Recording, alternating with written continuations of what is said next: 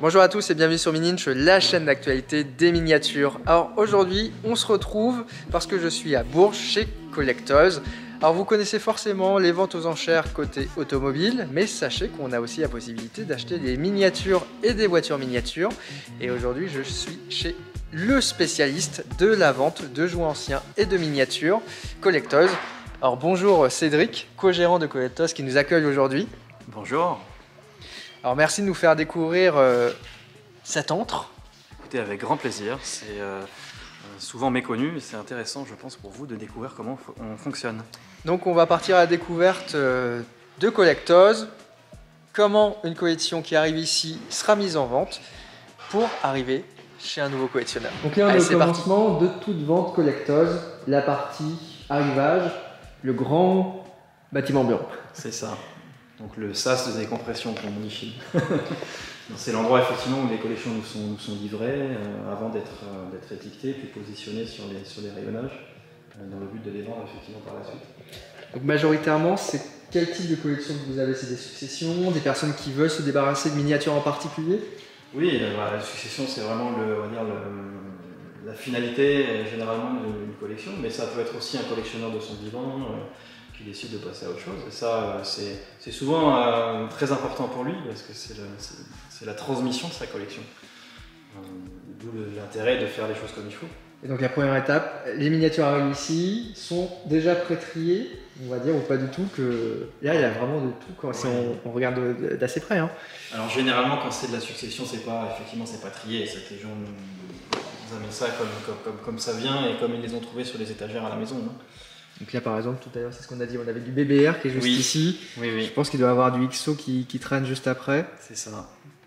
Et sans oublier un petit Dinkitos juste là. Il y a un petit peu tout. Du Tintin. Là c'est une collection assez éclectique et la personne aimait bien s'intéresser à tout visiblement. C'est un profil intéressant puisqu'on va trouver différentes choses et puis on va pouvoir faire une vente avec des produits différents. Alors globalement, c'est des collections aussi complètes que vous avez la plupart du temps, ou c'est parfois des petits lots, c'est-à-dire 2 ou 3 cartons que vous avez et vous essayez de mettre en vente en regroupant par catégorie? Il n'y a pas de généralité, hein. Chaque collection est différente. La plupart du temps, effectivement, c'est des collections sur une marque en particulier, c'est assez thématique, ou sur une période. Les gens vont collectionner les jouets des années 50-60, donc on va recevoir une quantité de Dinky neuf en boîte avec du JRD, du CIJ, du Techno, c'est-à-dire des marques contemporaines. Après, ils ont généralement un petit peu de moderne dans leur collection, un peu de collection presse, parce que ça, c'est le marché qui veut ça aujourd'hui. Mais souvent, effectivement, c'est orienté, ou alors ça va être que du Land Rover, ça va être que de l'ambulance, ou ça va être que de la police. Chaque collection est différente, il n'y a pas de généralité par rapport à ça. Donc là on a fini la première étape, les miniatures sont donc arrivées et on va passer à la seconde étape du chemin Collectors, c'est ça. Le petit rangement. Donc moi on m'avait souvent dit que Collectors était assimilé à du Dinkitos. C'est vrai que je vois aussi beaucoup d'autres choses. Là on a du 18, bon c'est du Burago, du Hot Wheels, c'est très varié, très divers. De l'autre côté on a même du Auto et juste avant ça on a du Lego. Donc ça c'est une des nouveautés ici. C'est une des nouveautés, mais après je pense qu'on est assez représentatif du marché et on suit les générations. Donc on avait effectivement beaucoup de Dinky à l'époque, il y a 20 ans, parce que il y a 20 ans il y a beaucoup de collections Dinky Toys qui se sont vendues.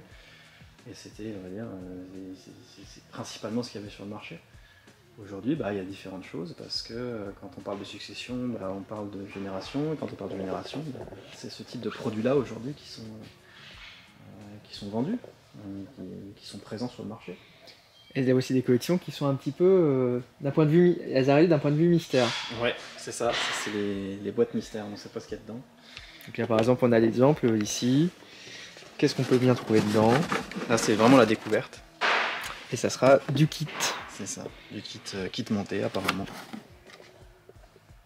Donc avec des personnages, du Provence moulage, voilà. D'autres miniatures encore ici. Ça c'est le plaisir de ce métier là en fait. Ce métier c'est une découverte quotidienne de diverses choses et voilà, c'est chaque jour, chaque instant un plaisir de découverte. Donc on a même du petit auto, là, avec une grosse collection qui a été mise en vente dernièrement. Oui.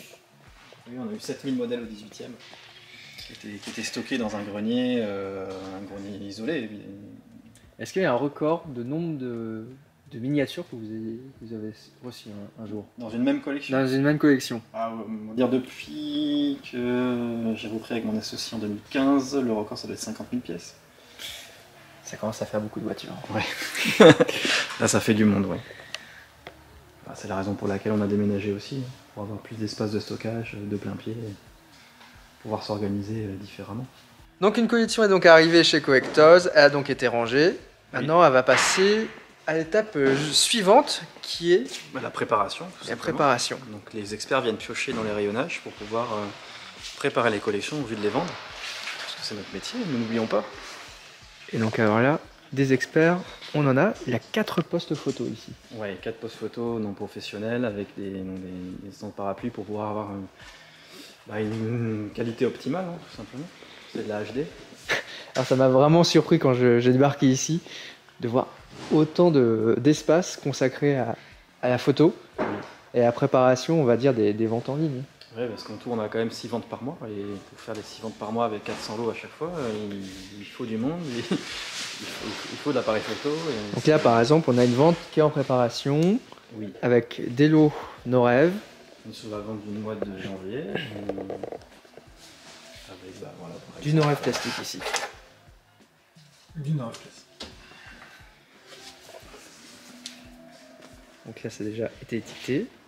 Et pour répartir les lots, on a donc un spécialiste. Qui est pas en tenue en plus.